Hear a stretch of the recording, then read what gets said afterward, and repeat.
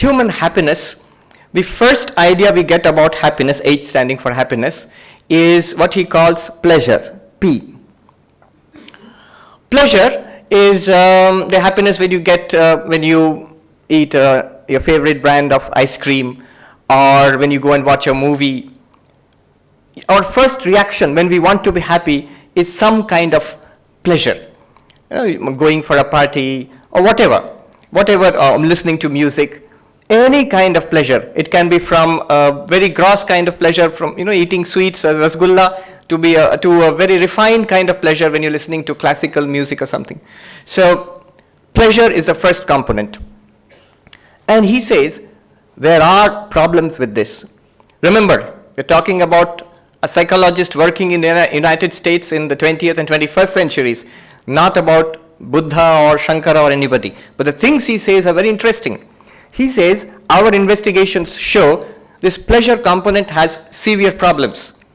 One problem is what he calls satiety. You get used to it very soon. You're taking an ice cream, you like ice cream gives you pleasure. So the first cone of ice cream you take, it gives you a lot of pleasure. Second one, not so much.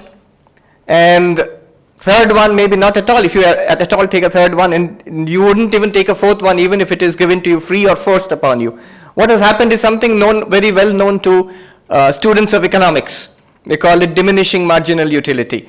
That the utility satisfaction you derive from one unit of consumption is high. The next unit gives less satisfaction, and the units after that give progressively lesser and lesser satisfaction till it becomes zero. And if you take more than that, after that it becomes negative. Actually, it starts, you might even throw up if you take more ice cream after that. So pleasure, the first thing is you get used to it, and then you need more of it later on, or a different variety of it. Second thing, he says it is transient. The ice cream is nice as long as it lasts, and then it's gone. And you might end up with stomach trouble or something, but that's all. Now, pleasure is transient.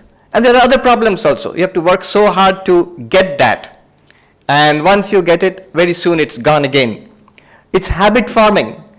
And many kinds of things which give pleasure are habit forming. You need more and more and more of that later on. So pleasure is one component of happiness according to Seligman, and this is what they have found, but it has several problems. He says there's another kind of happiness, another component of happiness, which he calls engagement. He calls it E for engagement. Engagement is the happiness, the satisfaction that you get out of commitment to some activity. The difference, I'll illustrate the difference for you. For example, you watch cricket on TV. Suppose you like cricket and you watch a nice cricket match on TV and you enjoy it. That is pleasure. But if you play cricket, you go out on the field and you join a cricket team and you play cricket, that gives a different kind of happiness. Maybe the game that you play there is nowhere near the quality of the game you are watching on TV. But still, the kind of satisfaction you get out of that engagement.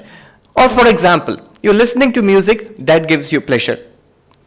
You actually learn to play a musical instrument, and then you train yourself up to it, and you do play that musical instrument. Maybe nowhere as well as the artist who is playing on TV or radio, but still, the pleasure that you get, the happiness, the satisfaction that you get from that engagement, that is more than pleasure. One of the other psychologists working in this field, his name is unpronounceable. It's Mihai Csikszentmihalyi.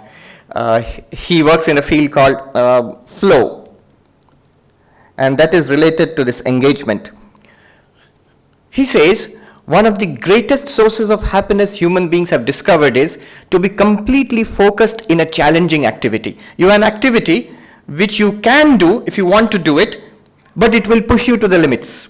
You know how to do it. Say, for example, playing a musical instrument. You know how to do it. To do it really well, you have to concentrate. You have to get down and focus. And it pushes you to the limit. You get lost in that activity. A brain surgeon, for example, a neurosurgeon, working on an operation for 6, 7, 8 hours.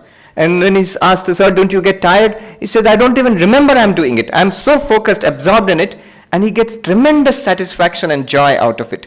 That Csikszentmihalyi calls flow, where the mind is completely focused on a challenging activity. It could be playing a musical instrument, it could be operating in an operation theater, it could be studying. Why I'm mentioning this is, in an institute like this, where there are a lot of very good scholars, you have all experienced this flow, possibly in the field of your studies. Remember when you liked a particular subject and you spent hours and hours and hours working at it. It was not easy, but it was doable, but you had to put forward that effort.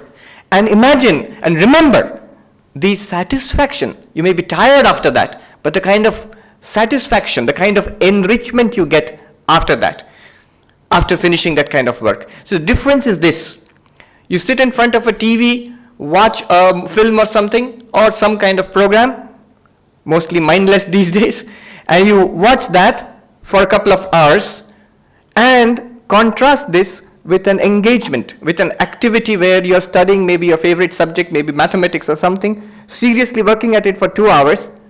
And at the end of this experience, when you compare these two experiences, in one case, you find yourself at a certain lower level of mental organization after watching TV, and after doing your mathematics or whatever you like seriously for 2 hours, you find yourself a more integrated, more sort of enriched internally by doing that activity. So that is engagement. It can come in teaching, it can come in business, it can come in religion, wherever you find joy in working hard at something. It can come in a hobby also. So that is engagement. And according to Seligman, the satisfaction, the happiness that we get out of engagement is far more than the satisfaction you get out of pleasure. And this is not only more, it also lasts longer. It also enriches you. Then he says there is a third kind of happiness, third component, which is even more powerful, longer lasting, more satisfying than engagement. And he calls it the meaningful life, meaning in life, M. How does he define meaning in life? He says using one's capacities to do something which is larger than oneself. When you reach out to, you see, even pleasure and engagement, even engagement, both of them are limited to one's own self usually. But in meaning, in leading a meaningful life, a purposeful life, you reach out to more than yourself. So Professor Seligman, he gives us an example, an experiment which he tried with students in his class. It's a very interesting experiment. He said one day, instead of a class, he said, today we are going to watch a movie. Of course, the students were very happy. And this is the kind of class we like. And so they all went up to the movie hall and watched a movie. But after that, he gave them a questionnaire. How did you like, how would you rate your happiness from this movie? And 0 to 5 something. They did that.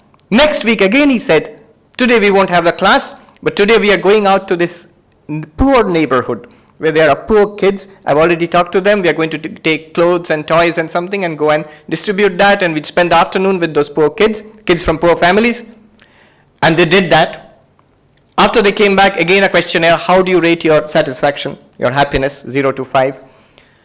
That was over. 6 months later, suddenly in the class one day, Professor Seligman, he handed out questionnaires to all the students and he said, remember 6 months ago, 1 week we went to a movie?